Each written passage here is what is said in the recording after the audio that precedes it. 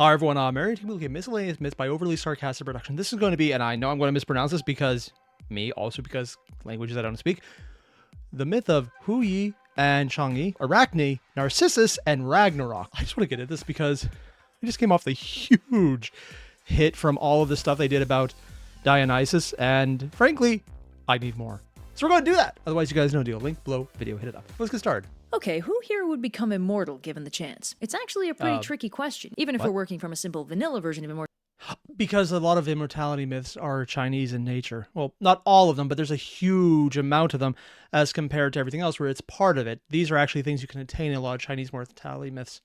Okay, that makes more sense. Mortality where you stay young and hot forever. And while many great heroes pursue immortality, usually they either fail to get it or it goes completely unremarked on in the narrative.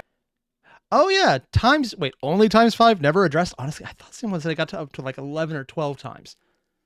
Huh. But with so many gods, it doesn't matter as much. Ever after, where we never address any potential negative consequences. The immortality came after the end. I don't actually know of that many stories where immortality is the end goal, but it's also framed in any kind of ambiguous or tragic light. Oh? Except for one. The tragic tale of Hui and Chang'E, also known as why the Chinese lunar exploration program keeps naming its probes after this one girl. Also, as always, my pronunciation sucks. I apologize in advance. So in other words, I can't copy her for pronunciation because if I can copy what she says, it's still going to be wrong. Lovely. Promise you, this hurts me a lot more than it hurts you. So our old friend the Jade Emperor has 10 unruly sons, and one day, presumably for the sheer punnage of it all, they all decide to turn into 10 literal suns and start scorching the earth en masse. Okay, this escalated a lot faster than I thought this myth would. This obviously has detrimental effects on the quality of life for humanity overall. And after Burning trying and failing to parent his kids into stopping, the Jade Emperor decides it's you boys get down at once. Screw you, Dad. Oh my god.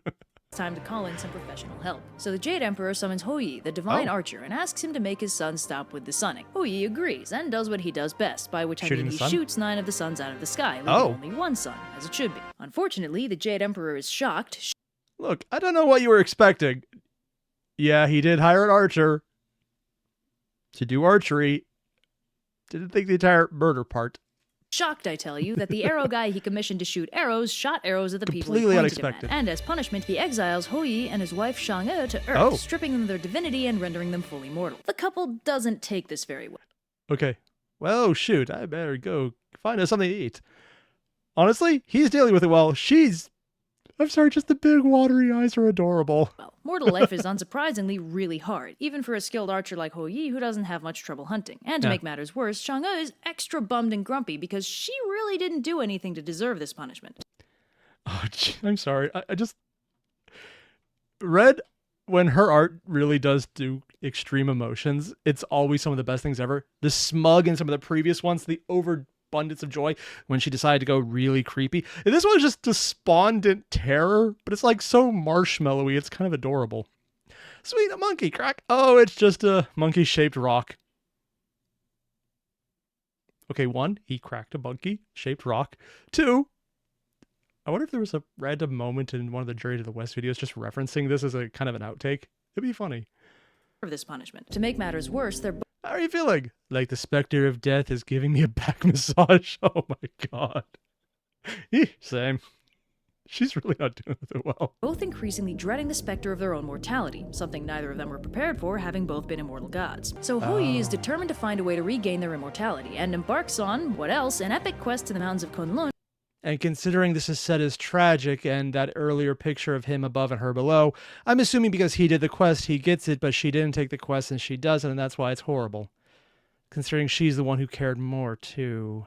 To seek the elixir of immortality from the Queen Mother of the West, who presumably lives 2 doors down from wherever they trained Iron Fist. So Hui calls on... Okay, just gonna be completely obvious about this one. I know nothing about Iron Fist. No clue. No idea what's going on. So if there's any jokes about there that I'm just missing, I'd actually appreciate if someone let me know, because I am so far behind on the Marvel stuff, it's not even funny. On the last of his divine mojo to overcome the trials to reach Kunlun, and when he finally arrives, the Queen Mother is sympathetic to his situation and gives him a small box containing... He's actually still on fire. Hey, don't just chug it. Oh my god. Containing the elixir of immortality. She tells him that it contains enough immortality... This baby is good for 2 regular doses or 1 full god dose. Choose wisely. What's the difference between a regular dose and a full god dose? Because there's multiple ways to achieve immortality. There's multiple levels of immortality, which is something Sun Wukong did on a lot of the Journey in the West videos, so that makes a lot more sense. Juice to make 2 people regular immortal or 1 person full-on god immortal. So he and Chang'e are gonna have to split it if they don't want to wind up separated. And she warns him that the peaches it's made from only grow every 6,000 years, so if you... And if you waste it, you can't get more! Kind of surprised they don't have more of that, unless, you know, a bunch of people already used it. Screws this up, he's lost his shot for good. Now, while Hui is cool with this discount immortality, Chang'e misses her divinity and isn't willing to settle for 50%. Instead, when Hui returns with the elixir... Oh, no, I had it backwards. She's the one who takes it all.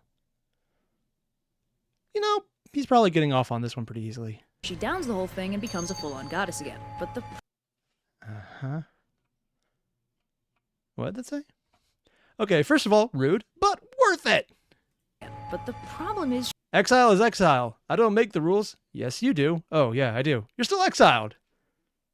I'm sorry, this entire exchange right here is hilarious, and I kind of wished this is one of those things I would see in a movie, because this is funny. Just thinking of all the movies where they have random people in charge doing obscene or horrible things and not gloating about the fact that they're in charge and they can get away with it. He's not really gloating right now, but it's still a good exchange. She's still exiled from heaven, so now she's not welcome on either Earth or in the court of heaven. Oh. And with nowhere else to go, she drifts up to the moon and makes her home there. Hou Yi, meanwhile, is stuck as a full-on mortal with no way out, lives a tragically short life, and winds up getting murdered by one of his apprentices a few years later. Let's call this resounding bummer the bad end. Yeah. Also, what is it with killing masters in so many folklores? Not just Chinese, but almost all of them have that moment where the apprentice kills the master. Okay, I don't know why there, but I was thinking Sith in my head. I mean, yeah, of course, it's a Sith thing, but it wasn't what I was referencing. It just came up in my head. Weird. But the existence of a bad end implies a true end, and don't you worry, this legend actually does have a much sunnier finale that's rather... What? See, this is actually something I'm very curious about. Mythologies that had multiple endings. Because usually it's, here's the story, and there's different retellings. Is this an alternate retelling where someone didn't like it and they just changed it? Or is this actually part of it initially where it did go multi-timeline? I have to get more information on that. Are more popular, and is in fact credited as kicking off the Mid-Autumn Moon Festival. The true ending differs from the bad ending in 2 key ways. First, rather than acquiring a double dose of the elixir, Hou Yi only gets enough for one of them. And secondly, neither one of them wants to abandon the other for immortality and perpetual god. Yeah, this is definitely the better end. So that's the situation. Well, that's unfortunate. I guess we'll have to manage. So rather than Chang'e downing the immortality juice to restore her divinity, the couple agrees to keep the elixir stored away to deal with at a later date. And instead of being increasingly tormented by the looming specter of inevitable death, they live fairly normal lives, adjusting... That is a lot happier. Hey, I finally figured out how cooking works. Nice. I still can't do that. Their mortality decently well. But years later, one of Hou Yi's apprentices, a dude named Feng Meng, learns about the elixir. The one who betrayed him most likely, too. Elixir, immortality, awesome. Totally eternal life. Noodles later. Ooh, noodles. And breaks into their house to steal it while Hou Yi is out hunting. He attacks Chang'e, and realizing that her only options are die and let this a-hole become immortal, or become immortal before he does, Chang'e downs the elixir in a pretty moving act of self-sacrifice, and descends out of Feng Meng's reach as well as mortality in general. Now an immortal goddess again, she can no longer live on Earth with her husband, but she opts... So she's still exiled in this one as well, but keeping an asshole from getting it, which is probably worse. To live on the moon to be closer to him than the rest of heaven, and he in turn leaves out little sacrifices of her favorite fruits and cakes. And while Hou Yi lives and dies a mortal lifespan, Chang'e lives on as the moon goddess and conveniently justifies the yearly consumption of these bad boys. What? Seriously, give them a shot if you haven't already. I have no idea what they are, but they come with tea, so I'm probably going to like them by default. Well, I guess that tears it, given the choice between boyfriends and the moon.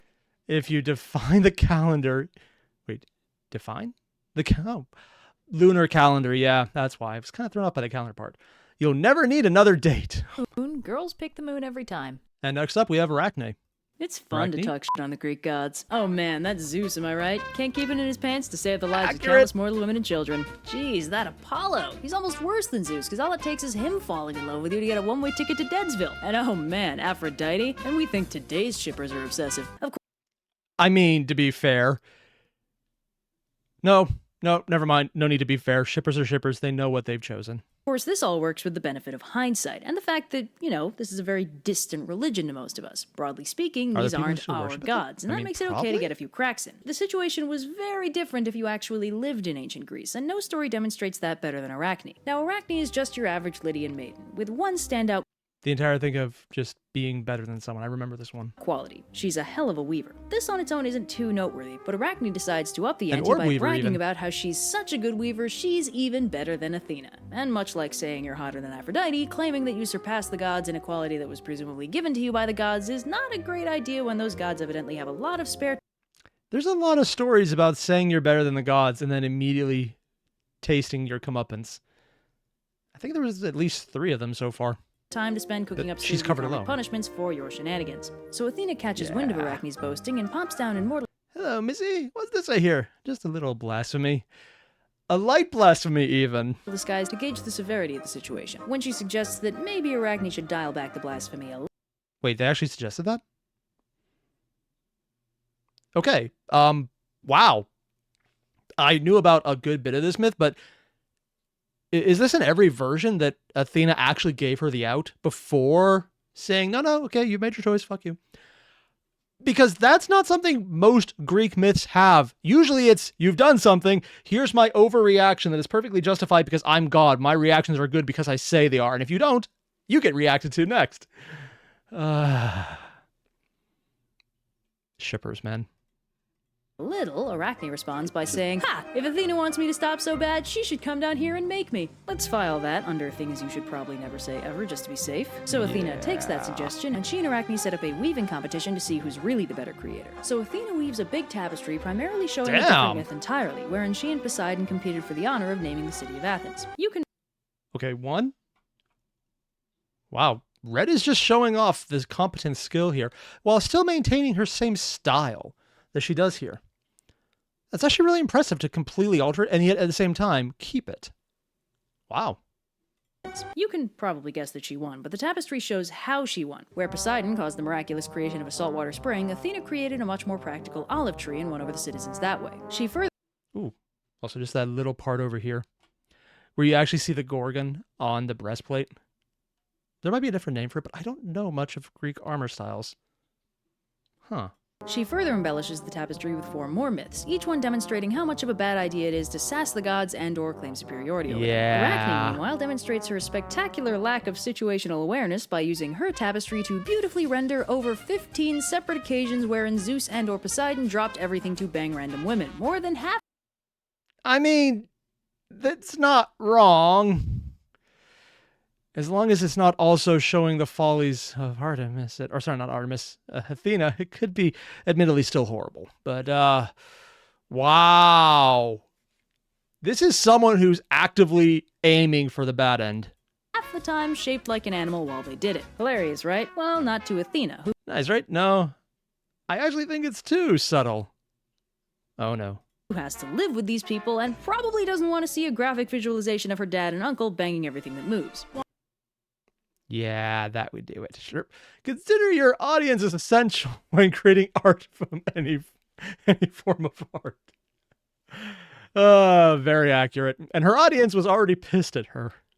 It might have been better just to do a mosaic about how awesome Athena is. But again, we get the point. Arachne doesn't do the entire self-preservation thing well. While she admires Arachne's skill and execution, she finds her lack of audience awareness disturbing and responds by destroying the Really, Red? You had the phrase, I find your lack of, in this case, it's audience awareness disturbing, and you go to a theme reminiscent of the Imperial March. For all I know, this is one of the music pieces that was actually in Star Wars. I don't do music well, so I could be very mistaken about this, but it's very reminiscent, if not in the movie itself. Tapestry and whacking Arachne on the head with her weaving shuttle, presumably while yelling, "What were you thinking?" to emphasize the point. When Arachne takes this critique about as well as any artist handles their... Wait. What? How could this happen to me? Huh. Weird. I thought the punishment was being transformed. She actually just castigated her without the entire murder part. First really cutting criticism, Athena takes pity on her and saves her life, kind of, by transforming her into a spider. Don't feel too bad, Arachne. You were just ahead of your... What the heck? You're fine. You can still make your art. Oh, jeez. The worst part is she was going to off herself, so it's actually a form of kindness here. And yeah, I get the Charlotte reference. Time. Also, it's maybe not a good idea to show you're not safe for work. You better not be drawing dicks. And considering the tapestry she wove was literally a bunch of gods getting it on. That's actually a very good point. God fan art to one of the only 3 Olympians who explicitly want nothing to do with that business. Yeah. So apparently, Carefree Press sells full-on tapestries. That is much more tempting than it should be. So I'm just going to come out and say my only knowledge about Narcissus is literally Disney's Hercules. So probably wrong. Although they did make Hades really cool. So I'll give them that one for accuracy. How they made it, we're not going to talk about that. But they did, so it's good enough. And since FGO, as far as I know, never covered this, my knowledge that might actually be accurate is probably lacking. And yes, I am still stuck on the fact that things in FGO are so accurate that they can actually be good reference material. It is weird, and I'm still not used to that. Over a year later, it is weird. I should make a Greek mythology dating sim. I mean, hell, it almost literally writes itself. Want to date Helen of Troy? Only if you don't mind pissing off the entire population of Greece. Want to date Achilles? Only if you don't mind the game constantly hitting you over the head with how dead you are every chapter. If you play as a girl, you've got the constant threat of Zeus or Poseidon taking a liking to you, plus Hera maybe trying to kill you, depending on how far that gets. And no matter what gender you pick, there's a... Honestly? This seems like a really good game you think would be really awesome and really happy, and then turns really fucked up really fast. Like a literature club, even. How come this hasn't been done? If for any reason OSP actually made a Greek dating sim game after this, let me know. That sounds hilariously fun, and I want to do that. About a 10% chance of Apollo randomly falling in love with you and getting you killed on principle. There's almost too much material to work with. But if there's one simple, absolute truth of the ancient Greek dating world, it's that you should absolutely never try to date Narcissus. Doesn't matter what you do, that boy is nothing but bad endings. So through the conveniently multiple choice medium of simulated video games, let us explore the deservedly tragic tale of Greece's most ineligible bachelor and the numerous ways he broke hearts and lives throughout the Greek mythosphere. Now, choose your character. I know Echo, but who's the... Aminius? Oh, we actually have... Welcome to ancient Greek mythology. You are Echo, a lovely nymph with an unfortunate speech impediment due to a long and varied history of playing wingman to Zeus by distracting Hera with colorful tales so Zeus could pursue mortal... There's actually a nymph who survived distracting Hera.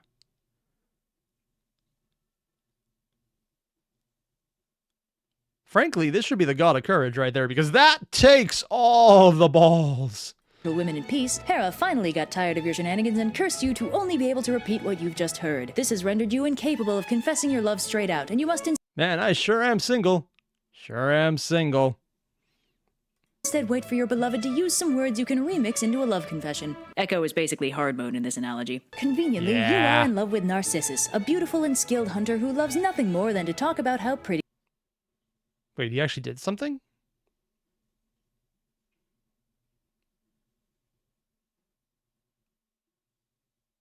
Is Narcissus basically just Greek Gaston? You know, I can see it.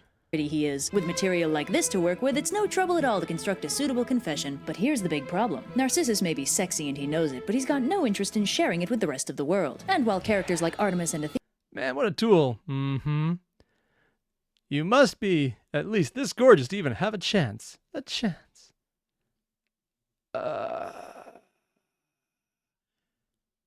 Athena set a mythological precedent for the perpetually single. It's not that Narcissus isn't into people like that. He's just way too arrogant to ever feel like anyone's worth his time. Narcissus rejects your confession and crushes your spirit, leaving you to pine away and...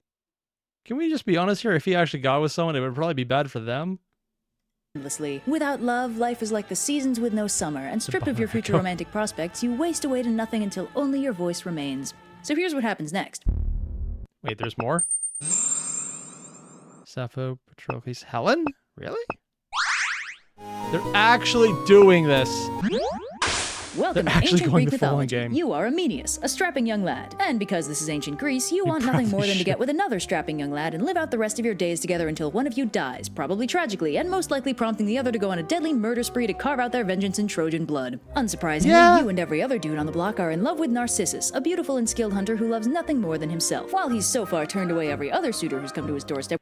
Did you miss the sign? I only speak to tens. Oh, wow. With anguished declarations of love, you've polished your declaration to a mirror shine and are confident he'll be swayed by your words. Unfortunately for you, Narcissus may be Yeah, I like the part where you call me pretty, but everything else can go. sexy and he knows it, but the only use he has for mirror shine things is admiring his own beautiful face. He soundly rejects your shiny declaration, and on top of that, he sends you an equally shiny sword and not. I understand this may be devastating. Go put yourself out of my misery. Oh my god. That's just freaking horrible. So subtly tells you to use it to put yourself out of your misery. Without love, life is Maybe I could just see other people. Nope, die now. rock and roll without a drummer, so you do so, putting a track. I mean, you can do rock and roll without a drummer. There's plenty of bands that do that, I'm sure, even though I can't think of a single one off the top of my head. Flaming Lips don't count. They're way too alternative. Tragic end to your tragic tale with the compounded tragedy that you don't even have a pissed off, indestructible boyfriend to avenge you. So here's what happens next. No matter who tries to romance Narcissus, they're Geez, people keep killing themselves around me. So flattering. brutal rejection and subsequent death catches the attention of Nemesis, the Greek goddess of revenge, or more specifically, the deific embodiment of all those karmic punishments for hubris Greece is such a huge fan of. Honestly, considering how many karmic punishments come out, it's kind of surprising this isn't a more well-known god for them. I mean, all the other gods take their fair share of it as well. That's probably why. Fun fact, in some versions, she's also the mother of Helen of Troy. So Nemesis sees Narcissus all hopped up on his own ego and playing fast. Sorry, but disappointed albatross isn't my type. Is this where the term tying an albatross around someone's neck comes from? Probably not. And loose with the hearts and lives of those who love him, so she prepares a suitably ruinous punishment for him. Since Narcissus loves his own face so much, she just draws his attention to a nearby reflective pool and lets his rampaging ego do the rest.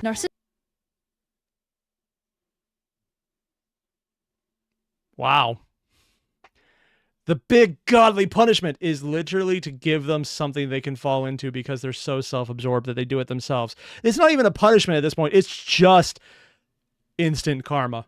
Okay. Yeah, no, makes perfect sense.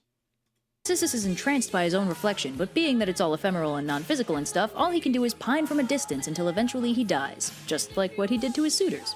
Brutal. Also, as is fairly common for cute boys in Greek mythology, he turns into a flower upon dying, unsurprisingly, the Narcissus. I think the moral of this story... Wait, that's actually a flower? Huh. I actually had no idea about that. I do not do plant languages. Is that Artemis had the right idea. In this game, the only way to win is not to play. And last up, we have Ragnarok, which it's one of the first times I've actually gone back to the myths she's done from the Norse. And frankly, I won more because the initial ones were really freaking good. Except the only problem is everything else is also really freaking good. So it makes it hard to get to know one thing because everything I get distracted by is also good. Oh no, what a horrible problem to have. So let's talk about the end of the world. General consensus, probably not a fun time. Yeah. We kind of need the world. Even societies that believe in nice afterlives tend to demonstrably prefer living to dying. And most mythologies seem to agree, since most of the time the end of the world is a threat that needs to be averted. Consider the Aztecs, who sustained the sun god Huitzilopochtli with sacrificed blood so he could prevent the moon from eating the earth. Or the ancient Egyptians, who prayed against Apophis in his nightly attempts to eat the sun. But sometimes the end of the world is a little less preventable and a little more inevitable. Some societies have a cyclic thing where the world ends a lot. The Navajo beliefs. Ooh, Navajo. I've actually not even heard anything about her doing that yet. World 1, humanity evicted for infighting. Yeah. World 2, humanity evicted when a guy tries to sleep with the shallow chief's wife. Yeah. World 3, humanity driven out by great flood. Really? Odd. Because I guess flooding makes sense. It would be in a lot of mythologies. World 4, flood leaks in from World 3, forcing humanity up and out. Yeah. World 5, the present. It's actually a really cool mythology that's actually multiple worlds. Huh. System involved a series of 5 worlds, each one becoming sequentially uninhabitable, causing the residents to climb up to the next world. And the pre-Aztec Nawa tradition... Oh, wow. Yikes. Hasn't screwed up yet. Whoa. held that there had been 4 worlds and suns before the current one, each one being destroyed in its own unique way. My favorite was the one where it rained jaguars. And then... Wait, so there's 4 in this one, 5 in the previous one. Multiple worlds actually being a previous plotline for mythologies. I didn't have any clue about that. It's actually really fascinating. Do those ideas cross-pollinate? Because the Aztec myths would have initially some background, maybe a cross-pollination, because most people in North America came through the Bering Strait, an untold amount of years ago, untold specifically to me, because I know the date's actually known, roughly. I just don't do numbers well, so I'm going to be wrong. I wonder if they came from a similar location and then just cross-pollinated that way. Then there's the Norse, where in the never-ending fight party that is the mythology, there's no cyclic destruction or continuous threats. There's just Ragnarok, the prophesied, inevitable, incredibly heavy metal upcoming apocalypse you've all been waiting for. Yeah. So let's take a look at how that mess is supposed to go down. Now, Ragnarok gets talked about pretty frequently in the Poetic and Prose Edda, and while the exact timeline of events is a little unclear, we can gather a lot from the scattered references in the text, and hopefully piece together what exactly this album cover is supposed to look like. The general agreement is that the first sign of the apocalypse is Fimbulwinter, 3 consecutive winters that throw Midgard into chaos, leading to an age of battle epically described as an axe age, a sword That's pretty age, metal. a wind age, a wolf age. Then Yggdrasil, the world tree, starts shaking, causing Fenrir to break his chains, and meanwhile in the ocean, Jormungandr does a little wiggle, which causes Nilfar, the boat made of dead men's fingernails, to break its moorings and I'm sorry, the what? A boat of dead fingernails.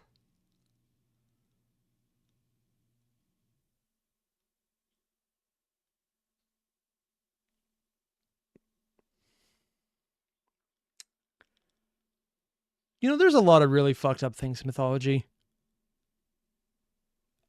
And this is very much one of them. and set sail for Vigridr with an army on board. In fact, it seems like Vigridr is the place to be, as the frost giant King Hrime, the fire Jotun Surtur, and the entire population of Muspelheim all start advancing towards it in preparation for the final battle. At some point in all this, the sun and moon are eaten, possibly by Fenrir, definitely by a wolf of some variety. Also, wait, it might not be Fenrir? Because I heard about Fenrir, but I didn't realize there's a possibility of it being a different one. Loki is there somehow, although how exactly he escapes his underground snake prison is unclear. Guess it's good to leave some surprises. Recognizing that junk is getting real on Midgard, Heimdall blows the Gjallarhorn to alert the Aesir that it's about to go down. Odin chats with Mimir's severed head for a bit, probably looking for some This is it, huh? Frankly, I'm a little surprised they're not playing something from Endgame right now. Or Infinity War. Those would both fit really well. last-minute advice, and then it's Ragnarok o'clock and time for the final battle. The gates of Valhalla open and the Einherjar stream out to battle. Okay. I know Red does the style where it's all glowy, but this is actually so compounded by so many bodies. I didn't realize what I was looking at first until I traced it back from the first one and saw all the definitions. That's actually really cool. And quick side note, fun fact, Valhalla is the most famous warrior afterlife, but... Wait, I think I got one of yours. Non-combat, honorable death? Yep. Just drop her by the shield maiden next to Eric. To Folkvagar and Valhalla. Oh, there's actually multiple... Oh, I didn't realize that. Traditionally, after a battle, Freya and Odin split the souls of dead warriors, with half going to Freya's realm of Folkvanger and the other half to Valhalla. It's not explicit that the warriors in Folkvanger join the battle, or even that Freya does, but it wouldn't really make sense for them not to. Freya is one of only 5 Norse war gods. Anyway, starting Ragnarok off on a high note, Odin is eaten by Fenrir, but is avenged shortly thereafter when his son Vidar kills Fenrir. Thor and Jormungandr kick... Wait, what does that say about him? Yeah, Odin is eaten by Fenrir, but is avenged... Silent God of Vengeance. Oh, Silent Vengeance, really? Oh, that's pretty cool. Shortly thereafter, when his son Vidar kills Fenrir. Thor and Jormungandr kick the crap out of each other for a while, and while... Also, I just love the fact she drew him with the eyes covered, but the big smile on his face like, oh, that was epic. Thor wins, he doesn't get to celebrate for very long as he dies after taking 9 steps away. Freyr fights Surtur and loses because he doesn't have his sword, which we may recall he gave to his servant way back when he was trying to court Gurthur. Tyr fights this big scary dog named Garmr, and they wind up killing each other. Loki and Heimdall join the mutually assured destruction party. What's the matter, Bright Eyes? Didn't see this coming? I've been... reading. Dreading? I think that's a D, but it could also be... Dreading. That dumb quip literally my whole life. Bright Eyes not seeing it coming. Oh, yeah. That is a really dumb joke.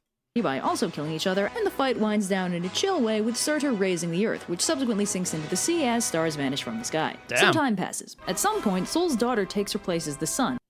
Wait, Sol's daughter comes out? Sol was from North? Or Norse mythology?